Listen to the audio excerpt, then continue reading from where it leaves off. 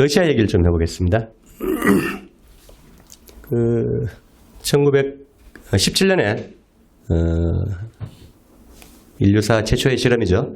프롤레타리아 혁명을 성공하고 어쨌든 이제 뭐 우여곡절이 있었지만 이렇게 서방과 맞서면서 또 2차 대전의 피해를 겪고 어쨌든 버텨왔는데 80년대 아프간에 이제 미국의 꾀임에 끌려 들어가서 소진하고 또 이렇게 마지막 그 냉전의 모퉁이를 넘지 못하고 이제 91년도에 해체되죠. 해체되고 러시아도 서방 자본이 완전히 그 놀이개감이 돼가지고 아까 IMF나 이런 구제금융을 받으면서 올리가르키가 득세하고 그 사회주의 어떤 복지나 혁명의 성과들이 완전히 사라져버리고 다차 별장 다 사라지고 하면서 10년 동안 그 고난의 행군을 합니다.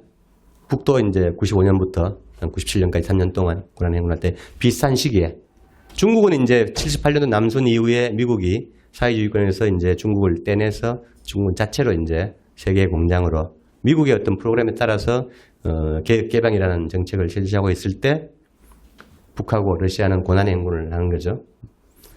그 10년 동안 그때 이제 그 서울의 노래방이나 유흥주점에 러시아 아가씨들이 막 나타나고 할 때 그런 때입니다. 정말 그 남자들 평균 수명이 20년이 줄어들고 사회복지 혜택, 그 소련의 소비에트의 사회복지 혜택 거의 사라지고 그 다음에 막 금리 치솟고 직장 사라지고 다 잘리고 그러면서 그 서방의 뒷배를 업은 올리가르이들이 그냥 엄청난 또 부패하면서 나라가 완전히 망하는 시대에 그 푸틴은 뭘 하고 있었냐 하면 이 푸틴은 52년생입니다. 52년생인데 그 89년도 그 독일 장벽이 무너질 때 KGB 요원으로 동베를린에 있었어요. 그리고 대학 때부터 모스크바 대법과 나왔는데 거의 뭐 천재형 아주 이렇게 비상한 스마트한 그 사람이죠. 그래서 이제 장래가 촉망되는 요원이었는데 이게 그러고 이제 89년도에 독일 장벽 무너지고 90년에 독일 통일이 되고 91년에 크리스마스 날 소비에트가 무너집니다. 그러니까 무너지니까 본국에서 월급이 안 와요. 그래서 이렇게 택시 나라시도 하고 하면서 있다가 이제 본국으로 돌아와서 정치인 보좌관, 비서관부터 해서 승승장구합니다. 그 당시에 조국은 망해 있었는데 그걸 다 본 거죠. 미국이 나토 동진 안 하겠다고 약속한 길 현지에서 다 받고 그 다음에 돌아와서도 조국이 망해가고 있는 걸 보면서 이제 절치부심하다가 주정뱅이 옐친이 잘한 유일한 한 가지 푸틴을 자기 후계자로 이렇게 내세워서 99년 말에 이제 총리설인가요?가 되고 2000년 3월에 대선을 내서 5월에 취임을 합니다. 2000년 5월에. 2000년에 우리 뭐가 있었죠? 6.15. 한 달 뒤에 6.15가 있었죠. 근데 더 놀라운 거는 푸틴이 5월에 취임하고 7월 19일 날 평양을 갑니다. 나라가 망해도 짜르였는데 황제인데 동방의 아주 작은 나라 그것도 고난의 행군을 같이 헤쳐나온 인구 2천만 밖에 안 되던 그 춥고 배고픈 나라로 직접 가요. 가서 7월 19일, 20일 당시 김정일 국방위원장을 만나고 조로 평양 공동선언을 발표합니다. 이게 묘하죠. 러시아도 어쨌든 대국인데 망해버렸고 90년대 미국이 15개 소련 연방을 15개로 해체한 다음에 러시아도 아까 1700만 제곱킬로미터는 이게 동서 시간차가 11시간 차예요. 근데 이것도 가만 놔두면 또 기어 오를 것 같으니까 우랄 산맥 그다음에 뭐 사하 시베리아에서 한 5개 나라로 더 쪼개려고 했어요, 미국이. 근데 90년대 말 보니까 러시아가 너무 망가지니까 경제적으로도 그렇고 자기들 프로그램이지만 물론 그러니까 얘들은 몇십 년은 재기를 못하겠다라고 그냥 살려둔 겁니다. 90년대. 그랬던 러시아가 푸틴이 어떻게 우여곡절 끝에 대통령이 되고 저렇게 되고 바로 평양으로 날아가요. 이건 참 역사에 이면에 어떤 인류 역사를 이렇게 되돌리는 어떤 그 약속이 두 정상 간에 있었는지 모르지만 그리고 푸틴이 왜 갔는지 하필 거길 갔는지도 2달 만에 하겠지만 아마 두 정상의 약속은 얼마 안 있어 이렇게 좀 다흑화 시대가 되고 미국이 조금 더 힘이 약해지면 아마 어느 정도 드러나지 않을까 싶은 그런 게 있고요. 특히 할 거는 이제 그때 7월 19일 2000년 조로 평양 공동선언에서 다극화라는 개념이 처음 나옵니다. 이렇게 그 정상들의 문건에서 다극화라는 개념 처음 나와요. 그러니까 25년 전이죠. 지금은 이제 뭐 다극화를 이제 요새 뭐 미국의 루비오 국무장관도 얘기하고 벤스 부통령 얘기하고 뭐 D&I 국장이 얘기하고 심지어 요새 뭐 국내에서도 국내 한겨레나 언론도 오늘인가 뭐 또 얘기했더만 이제 뭐 지나게나 이제 얘기하는데 다극화라는 개념도 한 2년 전에 저희들이 얘기하면 좀 이상한 소리 들었죠. 그리고 미국의 딥스테이트 선출되지 않은 권력들이 있다.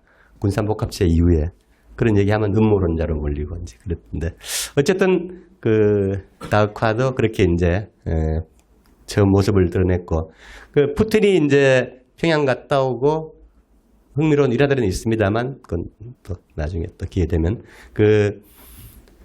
가장 우선했던 거는 일단 올리가르이 서방 앞잡이들 경제 과도 자본들을 쳐내는 것 한 가지 하고 그다음에 국방 개혁, 국방 현대화했어요. 당시에 러시아 군대도 막 얼차려하고 조패고 하는 게 있었다는데 상당히 좀 산만했던 모양이죠. 국방 개혁을 하면서 국방비는 그렇게 안 늘리고 오히려 나중에 되면 줄입니다. 국방비를 줄이고 핵 현대화 쪽으로 방향을 잡아버립니다. 육군, 해군, 공군. 워낙 망했어도 구소련 때 워낙 발전해 있던 기술들이 기반이 있었기 때문에 다시 복구를 하고 소련이 망했을 때 북으로 많이 넘어가서 훨씬 또 끌어올린 수준의 과학자들 일부를 다시 또 받아오기도 했다는 소문도 있고요.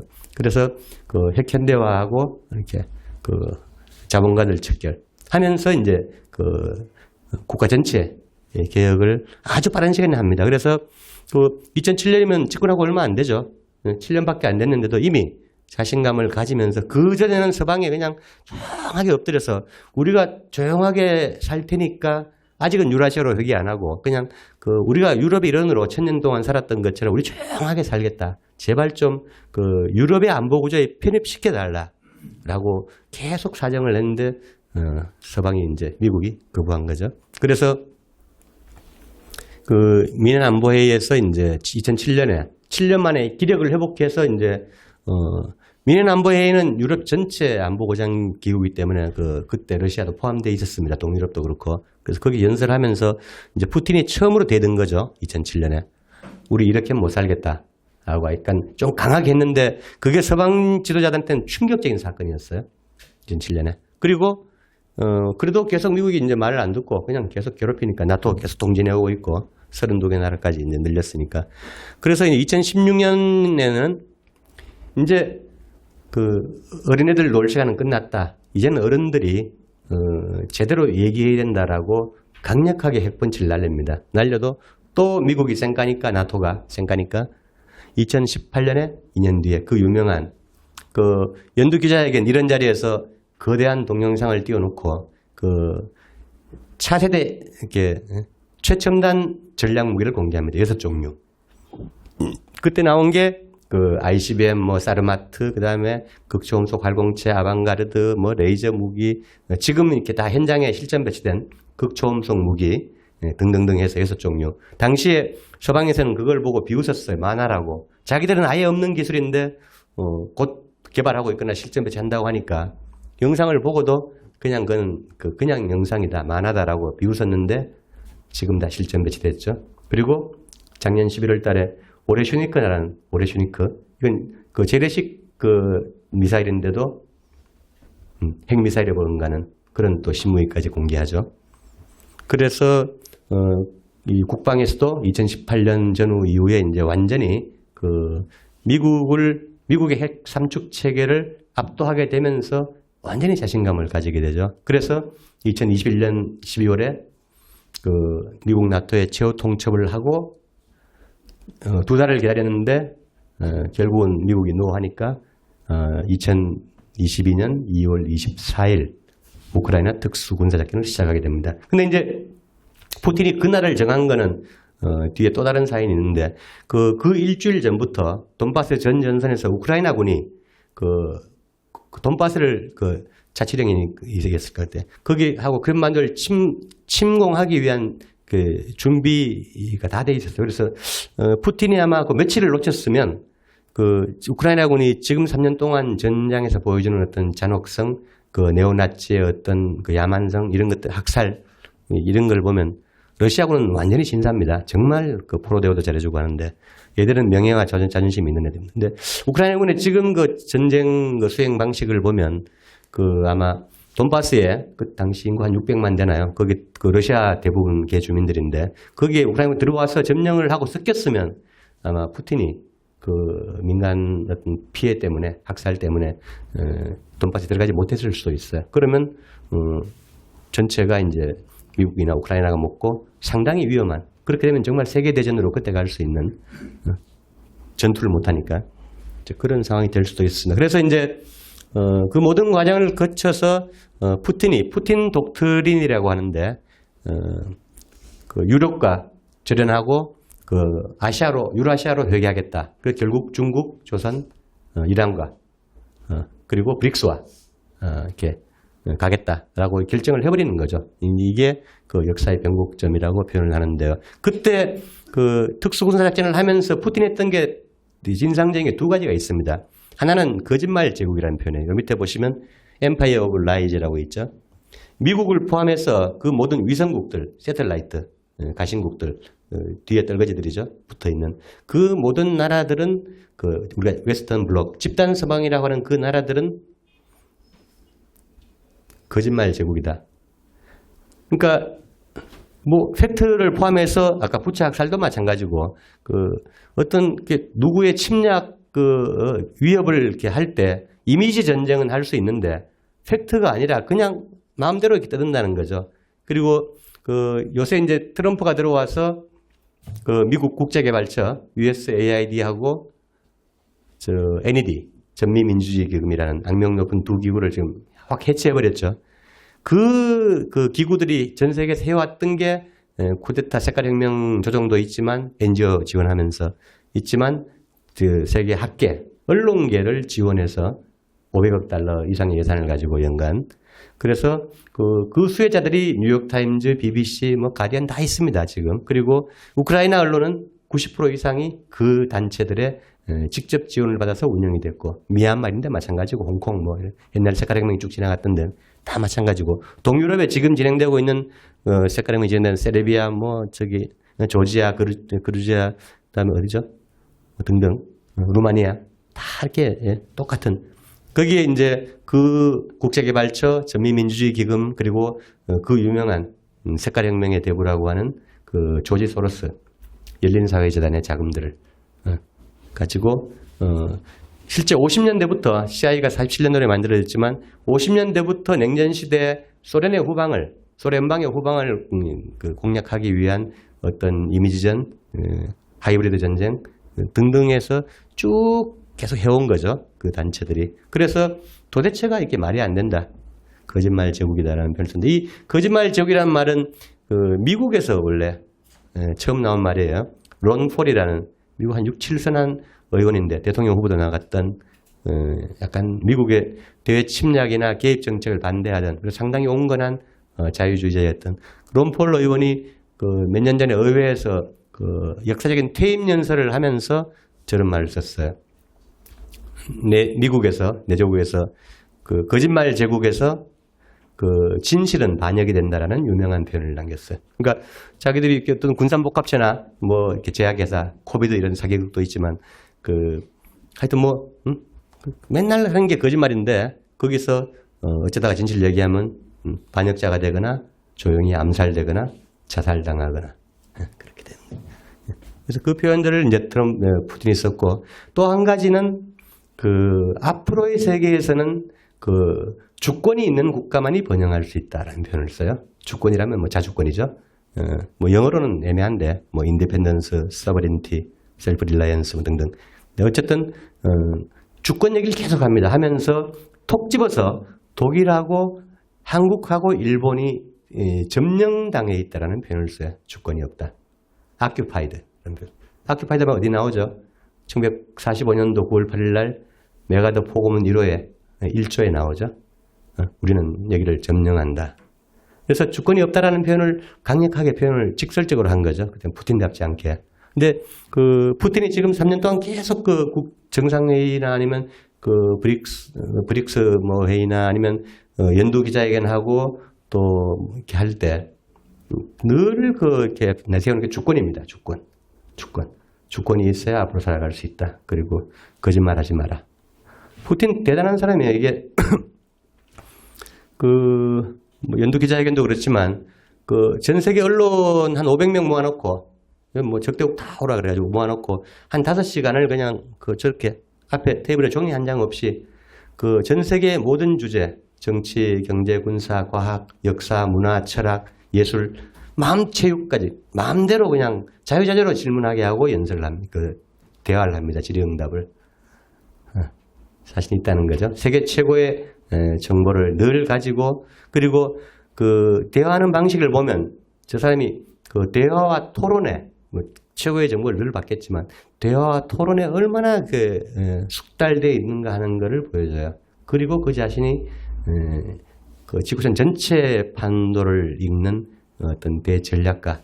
그러면서 또 표현 자체는 상당히 외교적이고 좀 유연하게 하는 그런 하여튼 흥미로운 캐릭터입니다. 21세기 지도자 중에서도.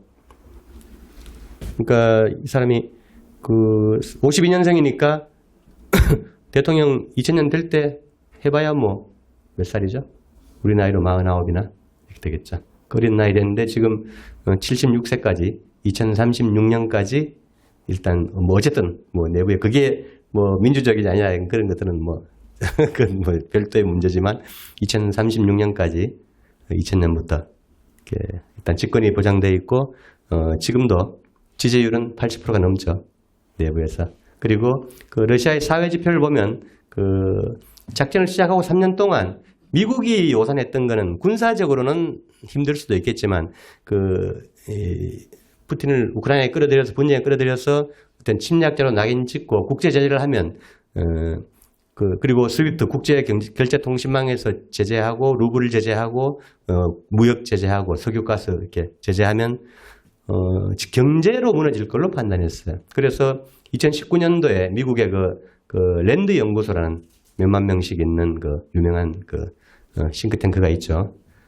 거기 랜드 연구소 보고서에서 그 러시아를 80년대 아프가니스탄처럼 다시 여기 우크라이나에 끌어들여서 이렇게 해서 확전해서 러시아의 과잉 대응을 유도하고 확장시켜서 경제적으로 망하게 한다라는 게 보고서가 있었어요. 근데 그 보고서가 완전히 꽝이 된 거죠, 지금은. 그 사이에 그 러시아는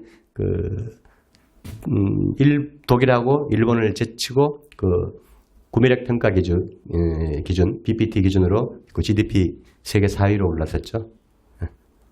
3년 만에 4위로 올랐었고, 그 다음에 지금 그 경제 지표가 그 물가 인상률, 그 다음에 최저임금 연 20%씩 올립니다. 그리고 생필품은 너무 싸요. 옛날 소비에트 시절의 어떤 인민복지나 그 사회복지 이런 것들을 거의 아마 회복했지 않나 싶은데, 근데 월급도 얼마 안 돼요. 월급도 얼마 안 되는데 물가가 워낙 싸니까. 그리고 모스크바에 뭐 아파트 임대료가 얼마? 5만 원 그러던가. 그리고 가스, 이거 뭐 천연가스, 석유는 세계 1, 2위 생산 수출국이니까 자국민들을 얼마나 잘해주겠어요. 옛날 이란이나 리비아처럼.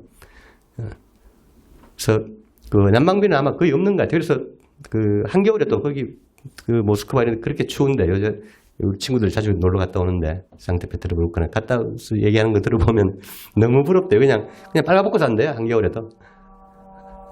그렇게 할 정도로 사회 인프라, 복지 이런 부분에서는, 그리고 그 소비에트 때 거의 사라졌던 많이 이렇게 축소됐던 다차 주말 별장이죠. 도시 근교에 토요일 일요일은 무조건 가서 놀아라. 180평에서 250평을 줍니다. 그리고 거기에 너희들이 정원을 짓든 뭐 과실나무를 심든 꽃을 심든 아니면 텃밭을 갖고든 늘 마음대로 해라. 180평이면 얼마나 커요? 사실 우리 텃밭 한두 평 하는 것도 주말 농장도 맨날 그냥 묵어버리는데 그렇게 러시아 사람들은 여유 있게 삽니다. 여유 있게 살고 그리고 아까 유럽과의 절연이라고 나왔는데 18세기 이후에 유럽은 러시아는 계속 어쨌든 유럽과 1000년 동안 그 관계를 맺으면서 어쨌든 약간 동경의 대상이었고 18세기 정도 되면 그 러시아로 유럽의 문학, 예술, 그 발레 그 모든 것들이 교향악 등등등 다 넘어가죠. 전수를 하는데 지금 그 문화들이 가장 잘 보존되고 잘 꼽히고 있는 게 러시아입니다. 유럽은 무슨 해체주의, 포스트 모더니즘 하면서 이 신자주의 세계에서 LGBTQ까지 들어가가지고 완전히 황폐화되고 공동체, 문화, 가족 이런 것들 다 해체되고 당연히 예술도 이상하게 파리 올림픽이 대표적인 거 아닙니까? 빨가벗고 나와서 어떤 지향도 철학도 분명하지 않은 이상한 변태스러운 이런 것들로 미국도 마찬가지입니다만 같지만 여기는 가장 그런 고전적이라고 하면 좀 그런데 그런 그 문화예술 철학 사상들까지 잘 보존이 되어 있고 또 훨씬 더 여기서 만개하고 있는 러시아 갔다 온 친구들이 놀라는 게 이렇게 지금도 연극이 하루에 몇백 편씩 상영이 되는데 그 발레도 마찬가지고 근데 연극하면 제일 앞줄에도 대학 교수, 청소부, 의사 그냥 편안하게 똑같이 앉아서 보고 연극 상연 시간보다 대화하는 시간이 더 많대. 근데 그 수준이 너무 높다. 그리고 직업에 어떤 빈부 이런 것도 없이, 빈부 귀천도 없이 너무 자유스럽게 자존과 명예를 지킬 줄 알고 그렇다고 해요. 하여튼 저도 블라디보스토크밖에 못 가봤는데 한번 가보고 싶네요. 하여튼 푸틴은 대단한 사람입니다. 지금 그리고 공교롭게도 중국도 지금 작년 11월 광동성에서 주하이 에어차이나 쇼가 있었는데 거기서 놀라운 최신 과학기술 그다음에 국방과학, 우주과학 이런 성과들을 내보이고 있고 지금 중국 러시아 조선 삼국이 공이 어떤 과학기술에서 기초과학에서 현대 물리학의 경기를 돌파했다고 계속 평가를 해요. 미국에서도.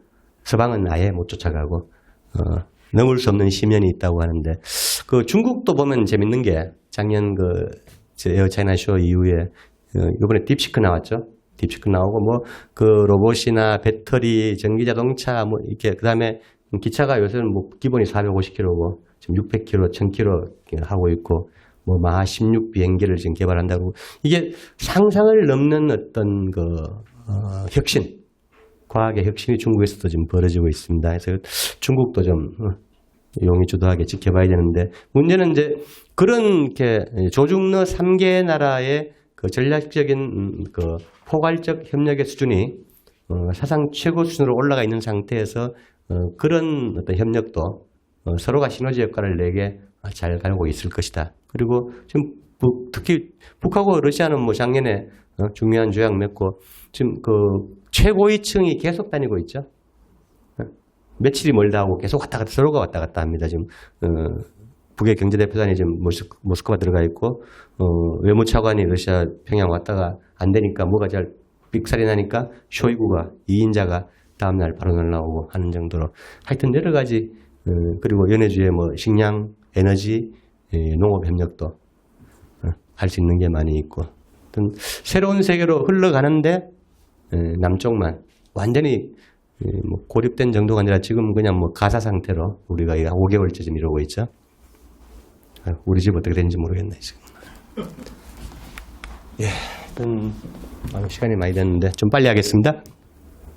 그래서 우크라이나 작전은 러시아가 100년 전쟁에서 침묵을 깨고 다시 기사회생해서 집단 서방 나토 32개국, 집단 서방 40개국 전체와 패싸움을 시작한 단독으로 세계사적인 정한의 시작이다. 그 배경은 저렇게 미국이 달러 군사 패권이 추락하고 정치 패권이 동시에 떨어지는. 그리고 대서양 동맹 500년이죠. EU 나토가 균열되고 실제로 지금 균열이 지금 우리 눈에 이제 보이고 있죠. 이게 3년 전에 제가 얘기했던 건데 작년 말부터 급격하게 지금 보이고 있고 그 이제 한 핵을 끊는 게 트럼프 2기 정부의 등장이죠. 걔들은 대놓고 지금 끊고 있는 겁니다. 그리고 그 사이에 이제 조중러 전략 단결, 전술 협동 심화.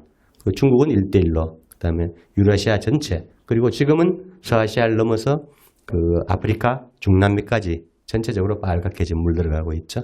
그리고 뒤에 잠깐 또 보시겠지만 조중러 이라는 군사력에서 집단 서방에 확실하게 우위를 점하기 시작했다. 그리고 브릭스를 중심으로 한 반제 자주 진영의 대안 질서가 부상하고 있다.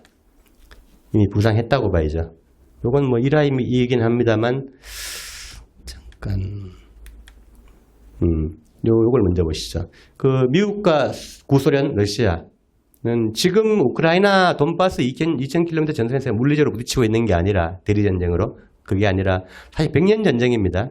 17년 프롤레타리아 혁명이 일어나면 서방은 당연히 최고의 계급적인 원수니까 적이니까 백군이 개입했고 그 다음에 1942년도 핵계획이죠. 미국의 맨해튼 프로젝트는 나치가 아니라 구소련을 파괴하기 위한 계획입니다.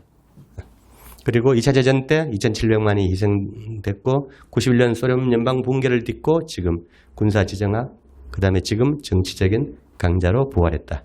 그리고 유럽까지 일어나고 유라시아로 회귀했고 지금 우크라이나전에서 완벽한 승기를 잡고 있다. 그리고 그 80년 체제, 2차 대전의 유죄인 이게 지금 나치가 문제가 되는 게 그 미국이나 캐나다, 호주, 스웨덴 이런 데서 나치의 핵심 세력들은 다 빼돌렸어요. 몇만 명씩. 중남미까지 빼돌리고. 그 세력들이 지금도 상층의 엘리트를 구성하고 있는 겁니다. 유럽 전체에. 그 이제 뿌리들이 우크라이나 작전 속에서 이제 과정이 하나씩 드러나고 있고 실제로 그런 그 네오나치 그다음에 그 신자유주의 리버럴 나치즘 이게 뭐라고 하는지 하여튼 그런 것들을 청산하는 과제도 지금 푸틴의 작전에 포함되어 있다. 그래서 아까 말씀드렸지만 맨해튼 프로젝트는 주목적이 소련을 제압하는 거였다. 나치가 아니고. 나치와는 미국이 이면에서 협력을 많이 했습니다. 그리고 뒤에 빠졌네. 어디 갔나? 앞에 있나요? 예. 그래서 무서운 게 45년도 8월 달에 어쨌든 일본이 패망하면서 이제 2차 대전이 끝났는데 그 한 달 뒤에 9월 15일 날 미국이 그 비밀 보고서를 작성합니다. 당시 연합국이었던 소련에 66개 도시를 204개의 핵탄두로 공격하겠다. 근데 이때는 히로시마 나가사키에 2개 떨어뜨리고 핵탄 재고도 없을 때예요. 한두 개 만들었나 모르겠는데 그때 벌써 204개의 핵 공격을 하겠다는 보고서를 작성하는 거죠. 이게 미제국의 진면목이죠. 쌩 얼굴이죠. 그리고 이거는 한 10년 뒤에는 56년도에는 당시에 그 동유럽 그 연방, 소련방, 그다음에 중국 등 1200개 목표로 무려 확대를 합니다. 이 보고서가 70년대에야 발견이 돼요. 70년대, 30년 뒤에.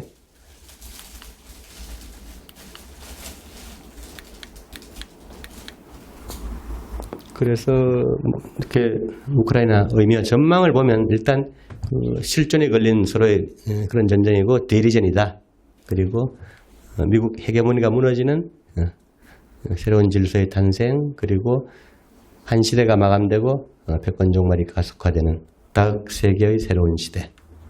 그리고 2차 대전의 연장이고 집단 서방, 우크라이나가 아니라 집단 서방 전체 비군사와 탈나치와 중립화까지 이렇게 러시아는 계획을 잡고 있다. 이건 아까 보셨고요. 그래서 그 집단 서방 전체를 망가뜨리기 위한 전략적인 장기전 소모전을 벌이고 있다. 우크라이나는 국가 파산, 소멸 가능성으로 치닫고 있고 재밌는 게 유럽과는 관계 개선이 한 세대 정도 이상은 불가능하다라고 이렇게 러시아가 얘기를 하고 있어요. 앞으로 협상이 되면 이제 유럽이 미국에 쓰러나 좀 정신 차리면 다시 러시아의 싼 석유가스로 돌아갈 수 있겠지만 그건 러시아에 상당히 관용이 필요할 것이다.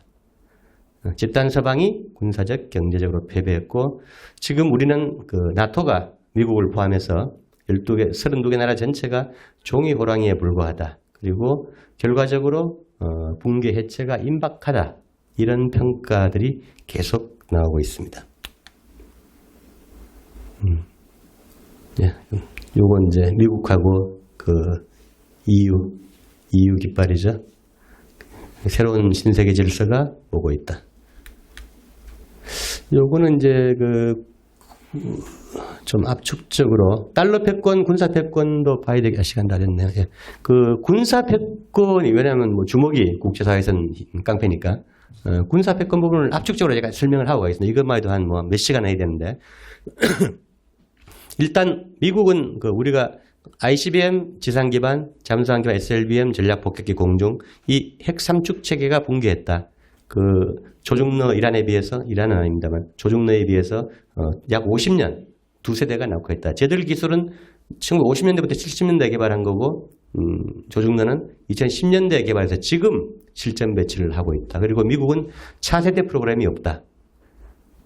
그래서 미국 형무기 시험하면 요새 가끔 떨어지죠. SLBM도 폭발해버리고 그래서 이렇게 위험하다고 미국 내에서도 싱크탱크에서 나오고 있고 현대전은 미사일전, 드론전이죠. 이 성능, 수량, 다양성에서 미국이 형편없이 떨어져 있다.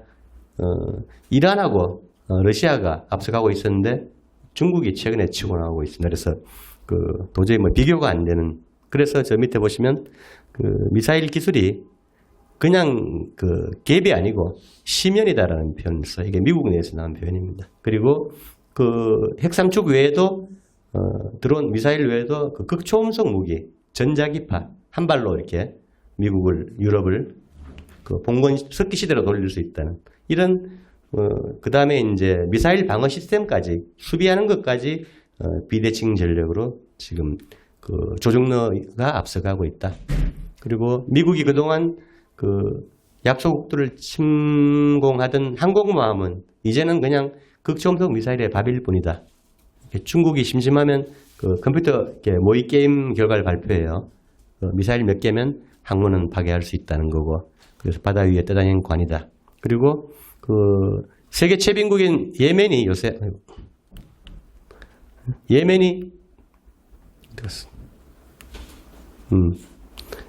미국 항모를 홍해에서 심심한 공격하고 있죠. 지금 한 일주일 사이에 6, 7번을 지금도 공격을 하고 있습니다. 미국은 차마 창피해서 얘기는 못하고 있는데 그리고 옛날처럼 토마호크로 약소국을 이렇게 완전히 파괴한 다음에 지상군이 들어가는 침공은 이제 불가능하다. 그리고 항공기 이런 것도 훨씬 더 약하다. 토마호크의 속도는 겨우 마하 8입니다. 근데 조중러 이란에 요새 극초음속 발표하는 거는 마하 10에서 한 18 정도 되죠. 그러니까 도저히 비교할 수 없는. 미국은 지금 극초음속을 몇 년째 개발하고 있는데 계속 실패하거나 답보 상태입니다. 그래서 의미 있는 프로토콜 시제품을 내지를 못하고 있어요. 그 다음에 우크라이나에서 재밌는 게 이게 하면서 미국 나토의 지상군 전력, 그 다음에 국방산업 생산력, 재래전 전자전 수행 능력이 너무 취약해도 너무 취약하다는 게 각국의 군사 전문가들 사이에 완전히 뽀록이 나버렸습니다.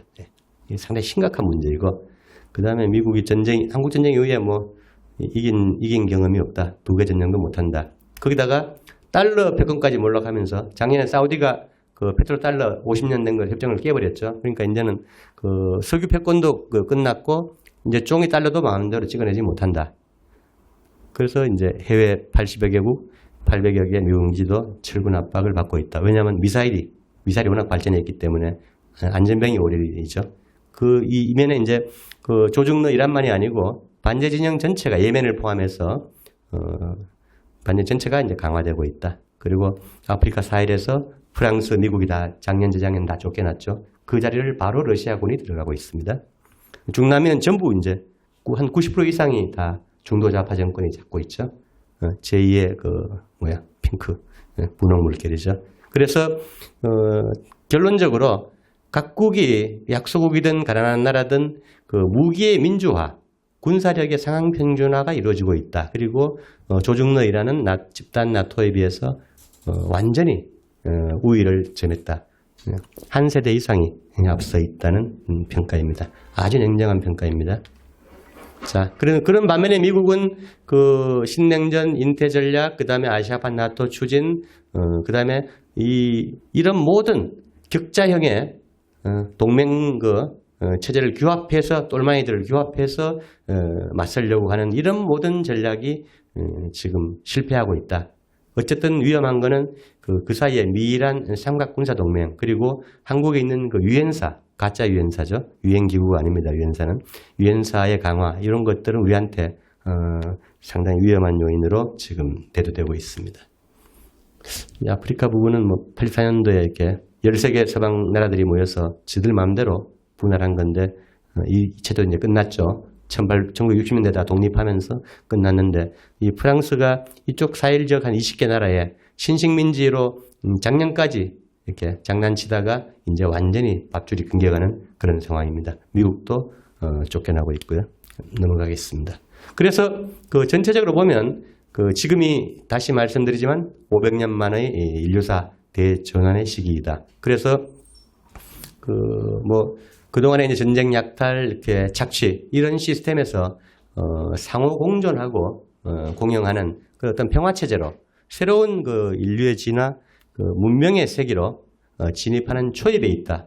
요거는 이제 제가 작년, 재작년에 출연했던 다큐멘터리 보셨는지 모르겠는데, 아메리카文明 1, 2에 보면 이런 것들이 종합적으로 나오고 있습니다. 그래서, 세부 특징은 속도면에서 이 대전환이 그 구질서가 미국의 단급 패권이 몰락이 엄청 빠르게 진행이 되고 있다. 그리고 공간적으로 전 지구적으로 동시에 변혁이 일어나고 있다. 서유럽, 미국을 제외하고 말이죠. 그래서 우리가 옛날 그 사회과학 책에서 보던 어떤 세계혁명 이런 가능성들이 지금 동시에 일어나고 있다. 그리고 내용면에서 반제, 자주, 평화공영, 이 내용상 역사의 정방향으로 가고 있다. 모두에게 도움이 되는. 그리고 수단 측면에서도 아까 보셨던 그 국방력, 군사력의 우위를 바탕으로 힘에 의한 억지력, 단선적, 평화적, 불가역적인 이행을 강제하고 있다. 그리고 더 다행인 것은 그 제국의 1급 패권이 몰락하면서 이렇게 그 과도기가 보통 이행기에 혼란이 있어 왔는데 인류 문명사에서 전환기에. 근데 지금은 브릭스라는 그리고 조중러 이란 같은 이런 어떤 주체와 구심들이 이렇게 정립되어 있으면서 그 이행기의 혼란을 최소화할 수 있는 그런 상대적으로 행복한 시기에 살고 있다. 이렇게 말씀드릴 수 있겠습니다. 뒤에 내용들은 시간이 다 돼서 지금 우크라이나의 종합적인 교훈과 관련해서 그 서방과 미국의 관점에 서지 마라. 그러려면 가짜 뉴스를 판별하는 어떤 기준도 자신만의 기준도 가져야 된다. 등등해서 쭉 그리고 뭐 자주의 입장은 당연한 거고요. 근데 이제 그런 것들은 지금까지 쭉 제가 말씀드린 내용에서 그리고 앞으로의 비전 부분에서 다 포함되어 있는 것 같아서 이 정도로 마치고 질의응답으로 조금 짧게 보완을 했으면 좋겠습니다. 오늘 주제가 주제인 만큼 한국 우리의 상황 그리고 우리가 주체적으로 뭘 준비하거나 해야 되는가라는 부분은 오늘은 좀 거론하기는 그렇고요. 오늘 일단 발표는 여기서 마치고 간단히 질의응답으로 또 보완하겠습니다. 예, 고맙습니다.